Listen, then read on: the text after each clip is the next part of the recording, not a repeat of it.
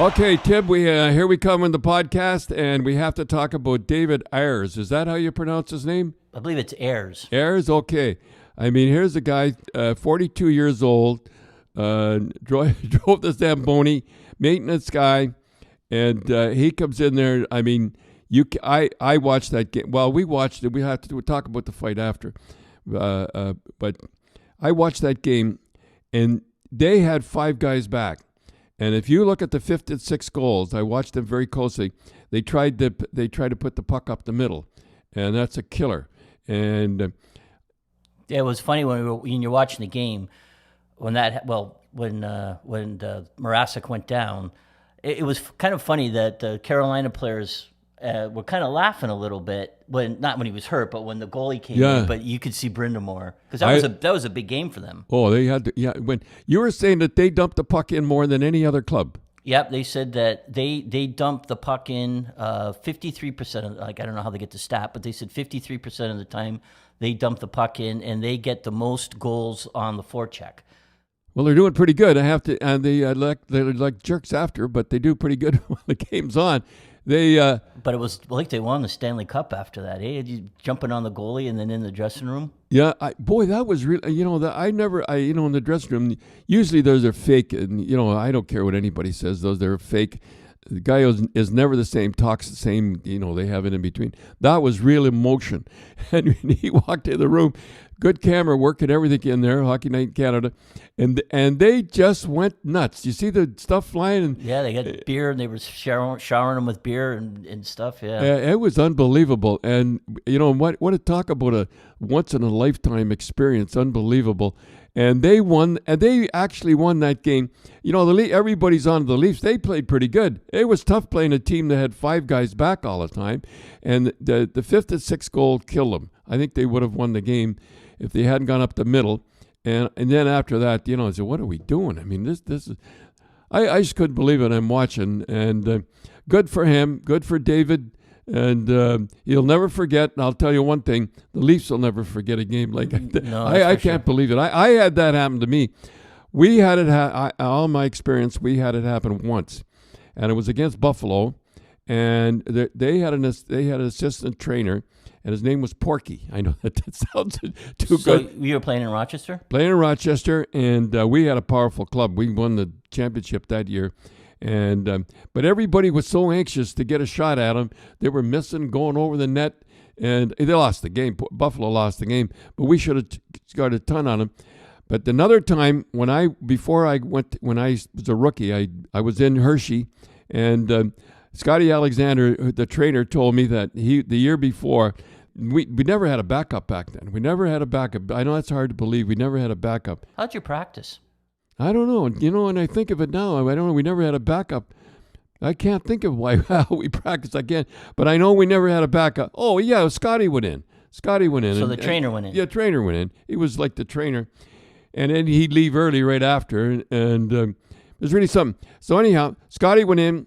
And in Buffalo, he was telling me, and the knob of his stick, he put it in and it went through the netting, and he's trying to get it out, and the fans are giving him a hard time. He looks up and here's Sam Batillo coming in, one of the greatest scorers in the American Hockey League. He's coming in on him. They lost the game, but that when I look back on that, I remember in Florida that Luongo was hurt, and he was in the dressing room. And then the other guy got hurt too, and Luongo come out and finish the game even though he was hurt. I will make a prediction. The general managers this week are having a meeting. They will have a young guy, 31, that can play.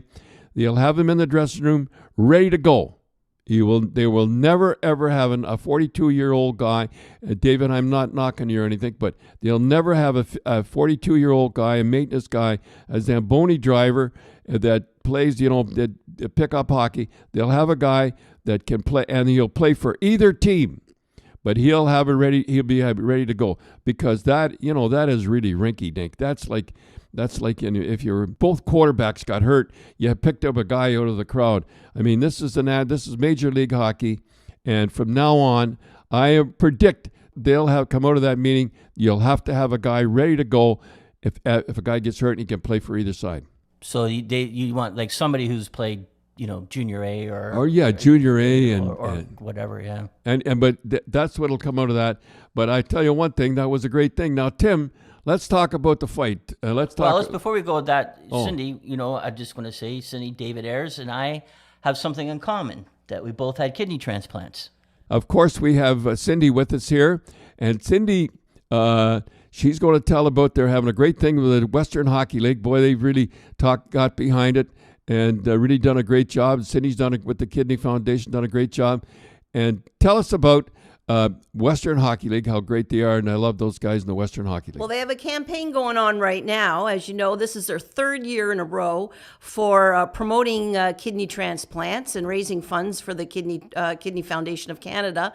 And what they do is all the teams in the WHL, they have your suit-inspired hockey sweaters on. And the players wear them during the game, and then they all sign them, and then they're up for auction. And you can't believe some of the money they get for these one-of-a-kind hockey sweaters. Well, if they get that pipeline in, they'll get a lot more money. Well, there was one time last year that there was in one game, I think it was Medicine Hat or Regina, they raised $50,000 on the auction for those hockey sweaters. And I hear now they have a special hockey sweater that has your name on the back, and I don't know whether that's good or not. Well, I'll tell you, there was two of them at the game, and each one of them got $2,000 for the winning Holy bid. Smokes, all right. And so they raise, and the awareness is just as important as raising money for the Kidney Foundation. But Remax, they come back every year as a sponsor, and each game they give away 1,000 free bobbleheads. So it's really a great campaign. The WHL has really stepped up. Well, I have to speak of Logan Brule.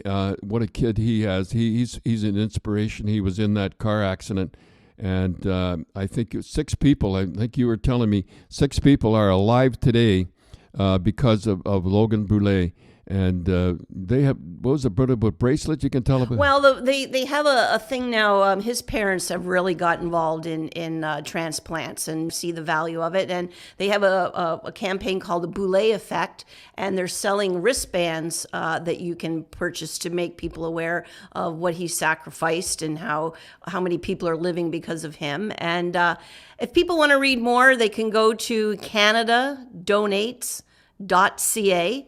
And it tells all about where the games are and about the Boulay Effect and the whole deal. Well, it's a funny thing. Your people that are listening out there, they're thinking, kidney transplant. I don't know anything about that. And I remember, Tim, how old were you when about 15 or about? When I had the transplant? Yeah. No, I was 13. How old? 13? 13, yeah. Yeah, I remember you, and your leg, your foot was swollen a little, and I knew nothing about it. I'm like 99% of the people out there. I knew nothing about kidney transplants or transplants or anything. In fact, during that, this guy come up to me and says, I've been dialysis for 2 years. Oh, that's good. I had no idea.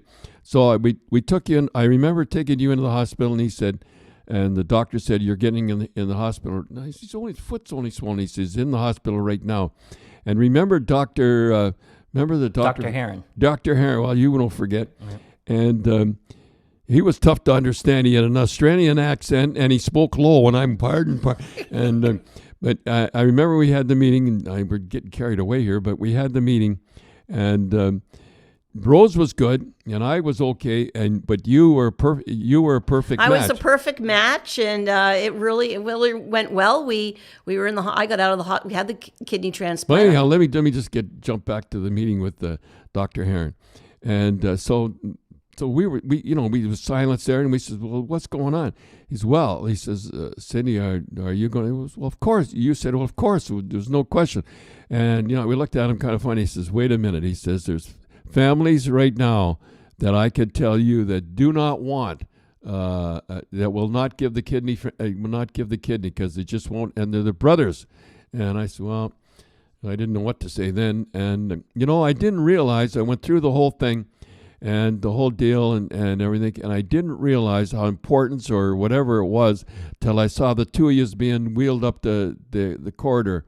What in the world, Boy, you were sure brave. I remember, and then after it was over, it was the truth. And Rose sat with you, and I went and sat with Timothy. And as God is my judge, and they had a drip. There was stuff dripping in, water, I guess, dripping in. And I could see Tim was as white as a ghost before, and I could see the color by the minute come back from, and it was unbelievable. And boy, that was really something. And you went, and your mother kept asking you all the time to go for a walk. Now, tell a story about that. So I was in this was like, we had to go in before. I had to go in before to do some tests and everything like that. So I was in for a while. And Mom would say, go for a walk, get out of the room and go for a walk in the hospital room at the Massachusetts General. And I was like... That was a great hospital, Great hospital, great people there. Great cafeteria. John, Yeah, well, just to get off on a tangent, we went into the room where John Wayne, he had a valve in his heart. Pig valve. Oh, yeah? Yeah. And you should see his room, the room he had. It was as big as a suite in a hotel, and it had a fireplace, and it was all kind of like oak, and looked over the Charles River. It was just like a. And we only missed him by a week. Yeah, we could have met but him. And everybody loved him. And when he left, did y'all give watches or something? Yeah, something like that. They said he was just great. So I was 15 or 13, and you're a little depressed. Red Sox were big. And the Red Sox were there, and this was, the Red Sox were always battling the Yankees, and Mom's going, go for a walk. I said, I don't want to go for a walk, Mom. So one day, I said, okay, fine. I've been in the hospital for 2 weeks. I'm going to go for a walk. So I went downstairs, I went for a walk, and I came back, and a bunch of the Boston Red Sox came in.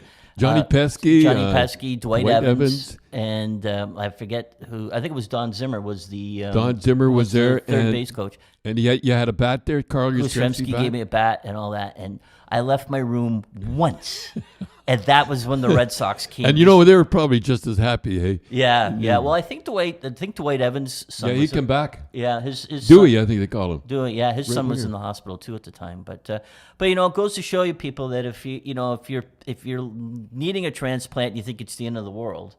You look at him. He went and won and all the players, all the Boston Bruin players, unbeknownst to me, till a couple of years later, they all showed up. And down there, you have to give blood. You not like here. I don't know. Well, what happened was in the States at that time, you were charged for the amount of blood that you used during the operation, unless people donate blood in your name. And all the Bruins, and more importantly, their wives went down. Their wives? The wives went down and all gave blood in our name. And they, of course, would never have told us. And the only reason I knew and I found out was because when we were in the wives' room, Paula Schmatz was upset that she couldn't donate blood. This was afterwards. And because she was under 100 pounds, she weighed under 100 pounds and they wouldn't take her blood. So that's how we found out. And it's a lot different, Canadians in their socialized medicine. I never understand people that don't give blood. I used to give blood all the time until they told me I couldn't give it anymore. But I used to give blood all the time, and I used to think the people, where do you think the blood's coming from? What do you think? Where do you think all these organs come from in the kidneys that people don't sign their donor card? Yeah. And you get a kidney transplant. There's a list. You're on the list. It can happen to you, boy, because like I was the Boston Bruins coach. I was, flying along. I didn't know anything about it, but I found out and it can happen to anybody. And I remember we went on, and I was a coward. I was an absolute coward. I really was. I remember your mother. I remember this. We were taking Tim to the dialysis. What was it? Once a week? No, every other day. So we would. We drive in from North Andover, and one day we're driving back, and Rose said, "That's it. One of us are given a kidney." And I didn't understand anything about it. She says, "We're having a meeting with Dr. Heron tomorrow," and. I'm completely, I'm like everybody else that's listening, most of the people listening. And we had a meeting, that's a meeting. And she says she says if 13-year-old boys shouldn't have to go in and do this twice a day. And I never forgot that. And you were a match, and God was great. Yeah, that's for sure. I owe a lot to Cindy. Yeah, we sure do. Okay, that's enough of that. Let's talk about, while we were watching the prelims last night. They were brutal last night in the fight last night. Yes, we saw the Tyson Fury Wilder rematch was on, and that was good. It was a good fight. And I the thing that you couldn't get over it was if you don't watch the boxing, how big those guys were. 6'9". How much? 273 pounds. And he was in good shape. He was in better shape than he was the first fight. Yeah. And the other guy, what was the other guy's name? Wilder. Yeah. And you said, he looks worn out in the third round.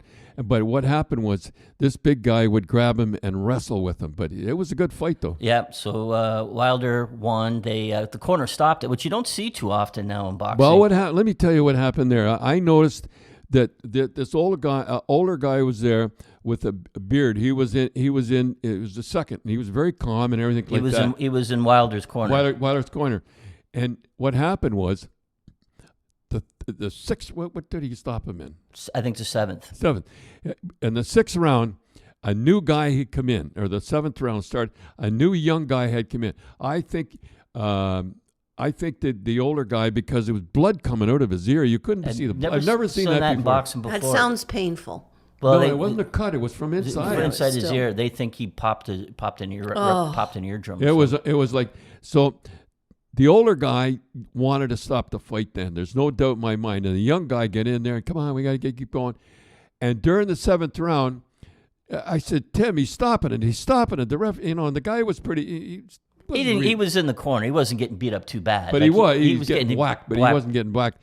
And all of a sudden, the referee stepped in and stopped it, and he pointed. And what the heck's he pointing at? He's pointing at the second. The older guy, that they didn't listen to, threw in the towel.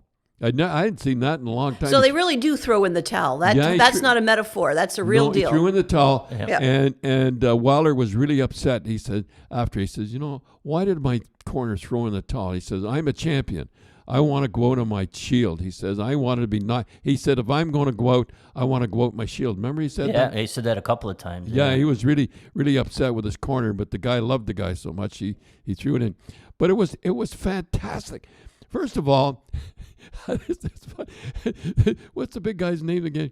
He's Tyson Fury. He's from Tyson Fury. He calls himself the Gypsy King. So I guess he has lineage that he's like an Irish gypsy or something like that. It was really funny. He come in like an Egyptian king. He had a big thing on, a big robe on, and he had four guys carrying him like that. And he come in to Patsy Cline crazy. I mean, you think it'd be a...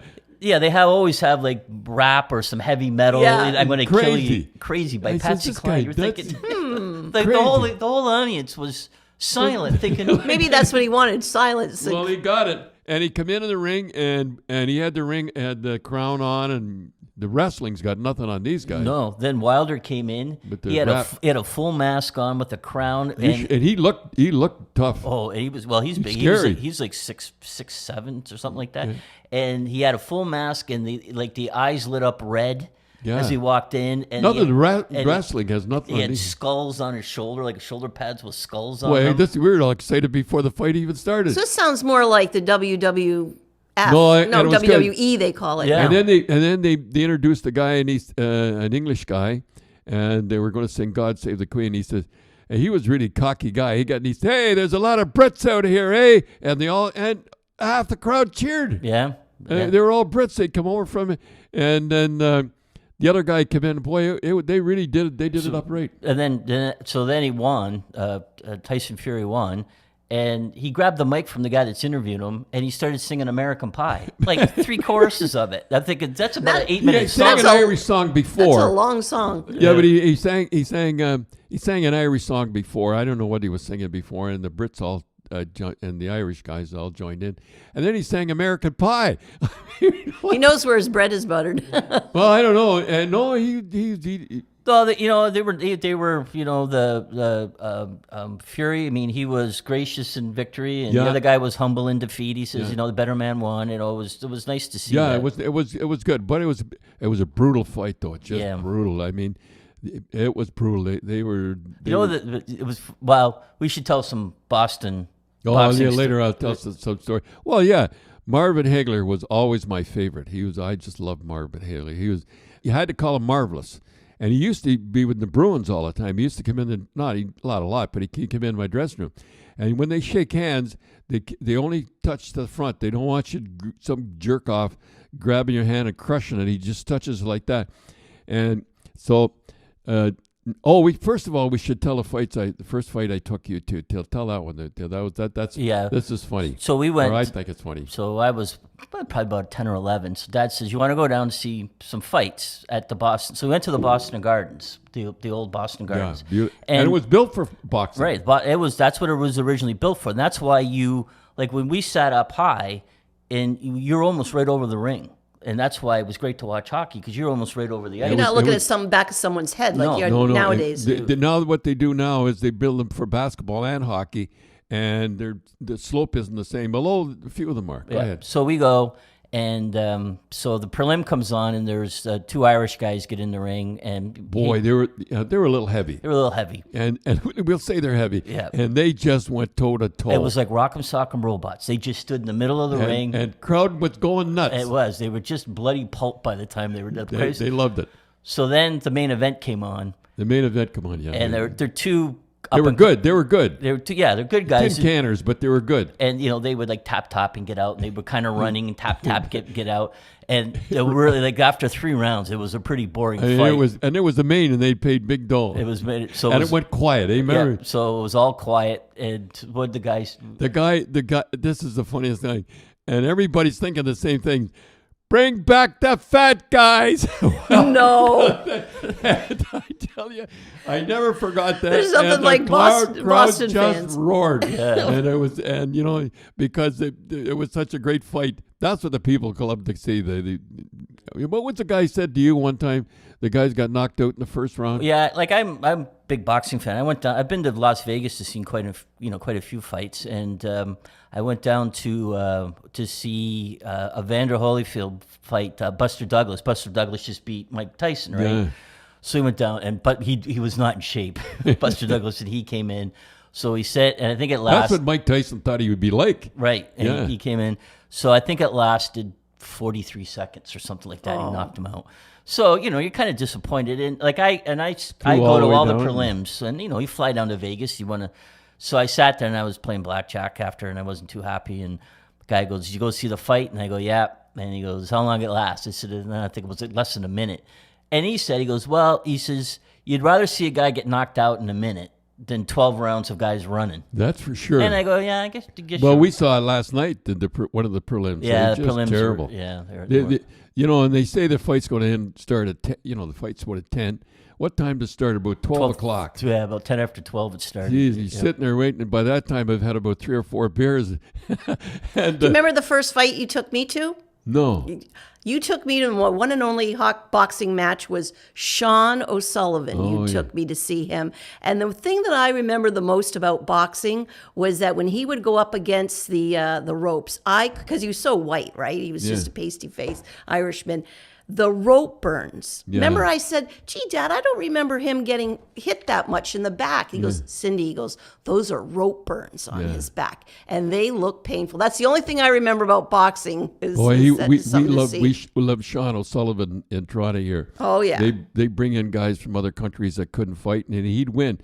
We knew it was sort of a setup, but it didn't matter. We kept coming, and then he fought. Simon Brown. Simon Brown, and I remember Simon Brown.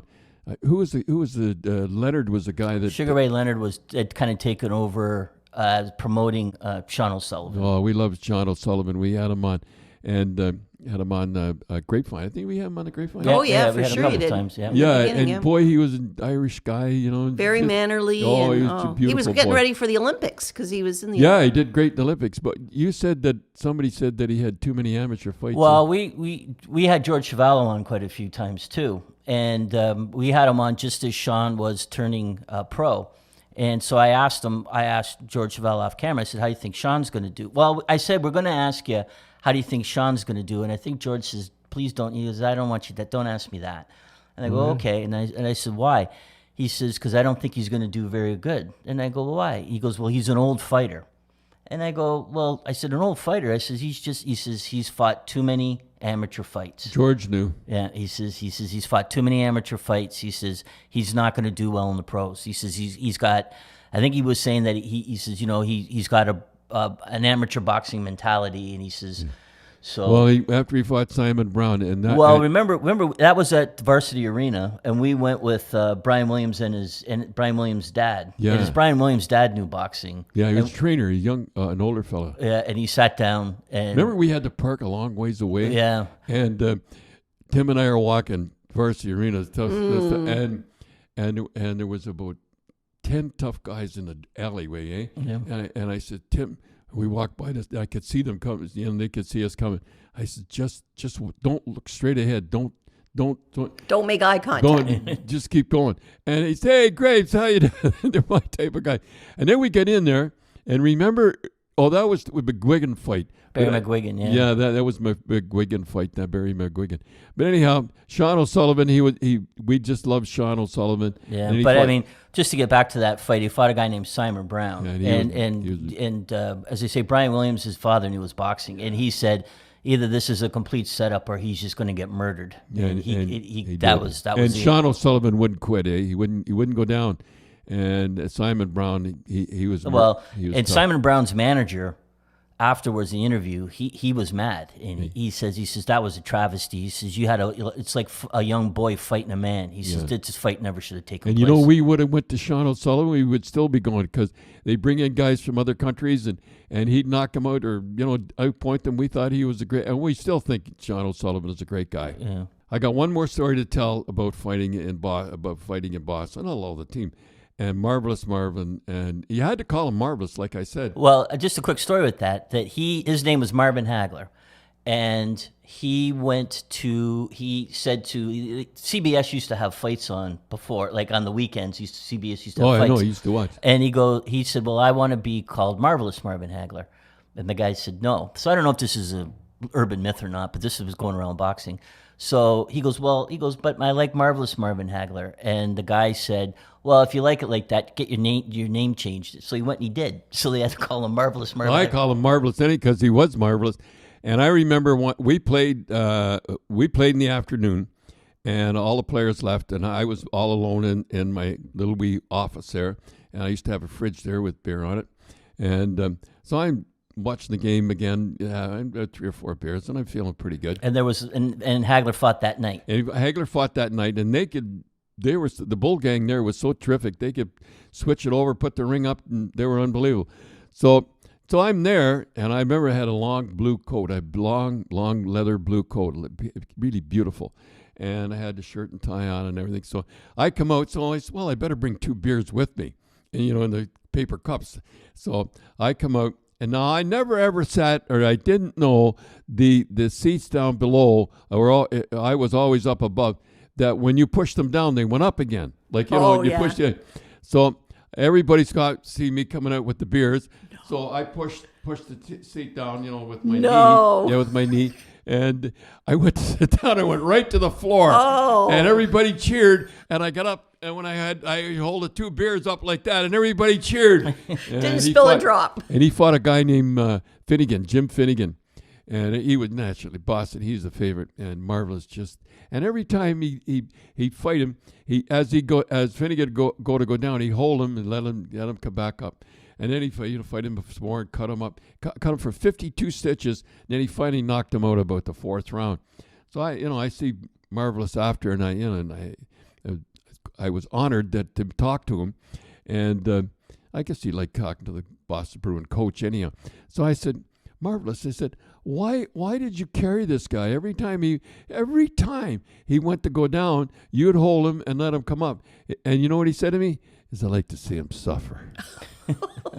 Can I tell one more boxing story? Okay, go ahead. So you were invited to go down, and I think it was the Golden Gloves. They're having the Golden Gloves in Boston, which is amateur, like looking for the amateur champ, and that's the step to go up to the Olympics. So they said, Don, would you come down and be introduced at the ring? And so Dad goes, oh, okay. So you go, and you're getting ready. And I remember Mom there, and you had a white cotton jacket, sweater coat. Sweater coat, and a nice white shirt and tie. So Mom was smart enough to say, what are you wearing that for? You know, you get Because Mom is a practical person. right. So Dad goes, why? She says, well, Boston Garden. She didn't. She's just, it's kind of going down, and why are you wearing white? You're going to get dirty. No, I'm going to wear white. So they introduced you into the ring, and little did you know that then you sat ringside. Yeah, they said, well, sit here. You can sit here. So when you came home, tell what happened. I was all speckled blood all over my jacket. I didn't know whether to throw it away or not because it was no good. Because blood on cotton or whatever it was, and I knew it was done. And boy, did I get it there because I didn't have much money. It looked like it was a polka dot. It went from pure white to polka dot red. And I couldn't take off the because my would have got on my shirt. Remember the suit you wore on Hockey Night in Canada that had all the blood splatters on it? Oh, do you remember that one? I never wore that again. You never wore that again. Yeah, it was like for Halloween, and somebody looked like somebody took a paintbrush and put blood all over it. Do you remember what you did with that jacket? No, I don't. Remember the policeman asked for a fundraiser because for their forensic, you said that their forensic blood splatter. No, they wanted, they wanted to wear it and have their picture taken with it because in the police jargon or whatever it is, there are blood splatter, like Dexter. Like the show Dexter. They're blood splatter experts. So you gave it to them. I don't know what I did with it, but I said when I saw it on television, what am I out of my mind wearing that? And I never ever wore it again. Okay, Dad, we're going to wrap it up for this episode. And then, folks, Thursday, we got almost 200 questions from Twitter, and we picked a bunch, so we're going to answer some of your questions. And they're great.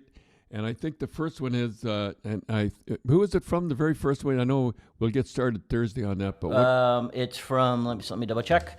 It's from Noah Marps at NARPS N91.